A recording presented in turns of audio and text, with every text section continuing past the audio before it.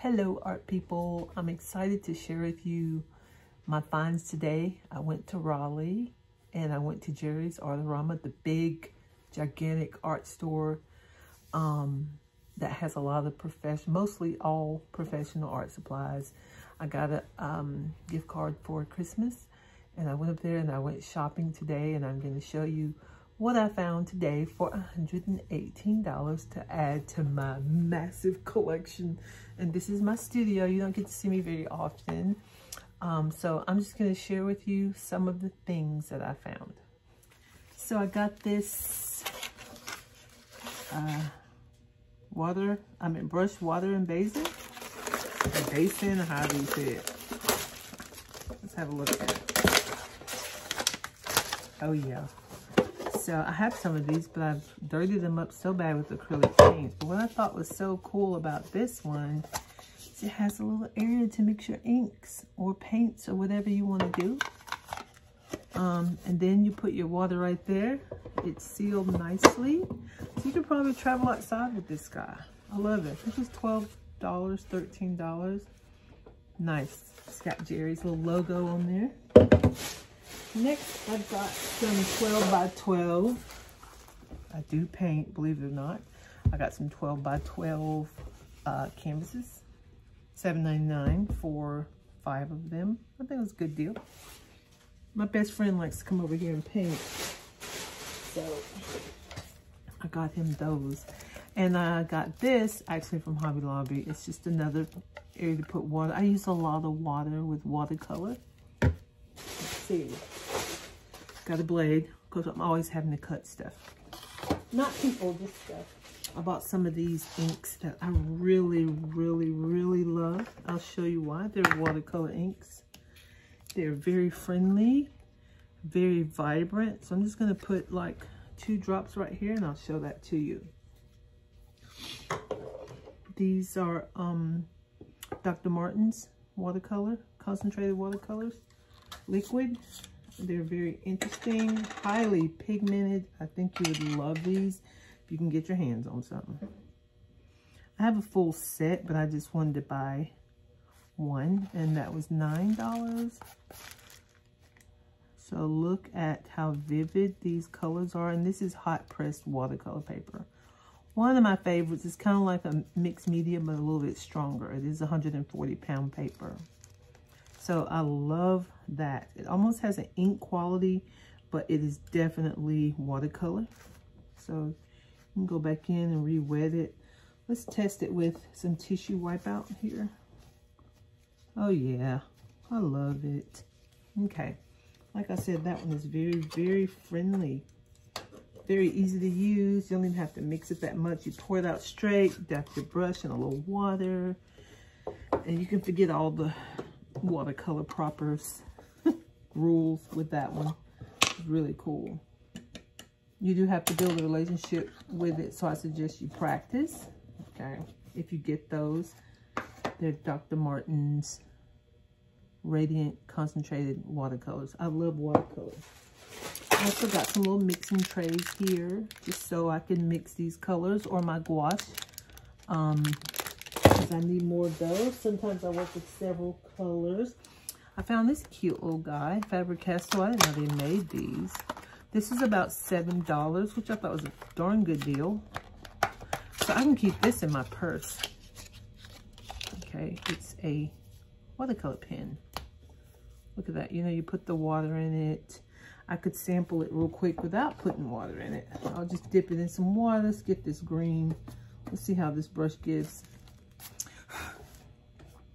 So that's pretty cool. Nice for shading once you've got your doodles done. Really nice. Let's put some more water on there. So I like these a lot. They're great for, like, say you draw at the bookstore like I do and you can't bring a whole lot of stuff like water that may spill. These come in handy. Now I didn't fill it up with water yet, but as you can see, they give some good strokes there. All right, so I love these little brushes. And this one's nice and firm. It's green now. I'll have to clean it. Hey, I like that one. I got some Liquitex. This green is beautiful, fluorescent green. Let's see, when you get these, you know, you have to tear this little seal off. We'll save that. And you put that on there like that. And then you take this off and you just can squirt some of the paint out. I'll just show you like that. Pretty cool. And I love these. They're very fluid, very friendly. Let's get an acrylic brush here. I use Taklons for my acrylics. So you know when you're using acrylics how you need to load your brush. Make sure the paint's in there really good. You don't want to do that, but you know I'll find something to do with it. I don't know what's up with me and green today. But so, these have good qualities. You can layer them. Let's just play with this. So let's just make a little leaf with this brush, or something like a leaf. It looks more like a flower petal. So as you can see, those give some nice kind of transparent, and you can layer and get less transparency. Okay, but I like that look, kind of a watercolor look, but it's more solid. Definitely would do that after you get your doodles down, not before, because, you know, permanent pencils don't mark over those very well. I bought some abstract liners, 3D liners. Now these have texture, so when you use them, they are raised, and you do have to get the air bubbles out. And you can make squiggle lines with them. Nice for abstract, non-representational type art, or just for accents. So those are pretty cool. And they dry just like that, raised. Nice. I got me a little figure because I want to work on my figures a little bit more. So I got this little guy to have in front of me so I can practice some figures. We'll have to give him or her a name. Also got some tortillas. These were about $5 a pack, believe it or not. And there's about 20 in there, 12 in each pack. I actually buy these for my classroom. I teach art, so I always keep those in the classroom. So every time I go there. And I bought some oil paint. Yes, I do oil paint. I do acrylic paint. I got a zinc white because I ran out. So I got that. I'm going to try that company. And I wanted to try one of these pens by Office Mate. It's just a regular paint pen. You know how you have to prime it. And I like this one because it has a plastic tip, so the acrylic doesn't dry the tip. And when I go back to use it again, I can just use it. And I bought some pens, and I bought a new brush from my absolute favorite company. This is a silver brush company, and this is my absolute favorite brush. As you can see, I have a whole light collection of them. They're black squirrel hair. They don't kill the squirrels, they just collect the hair, okay? Beautiful, beautiful brushes. They make for the best lines. I'll show you real quick. And they're definitely more on the professional end, and they're definitely a little pricey. I think this one was around $13. I don't remember, but as you can see, it gets really nice fine lines. And if you want to widen your lines, you know, you just press the brush, lift up, and you can do whatever you want. Okay, but that is a number 4 round with a tip. Sometimes they call that a long round. Okay, this is actually more of a long round. This is also one of my favorite brushes. You'll see me use that all the time in my videos. But now I have this guy. I have an old one, but it got a little frayed, so I need my point. But you have to handle them very gently, clean them off, reshape them gently. I always use a circle of my hand and get your point back and let it dry away from other brushes so that the bristles don't attach. And to add to my new collection of There's more pens that I'll use for grading. Daniel Smith colors. I have so many. I have a palette that's dedicated to just Daniel Smith. And today I went and got a color I don't have, which is Pyro Orange.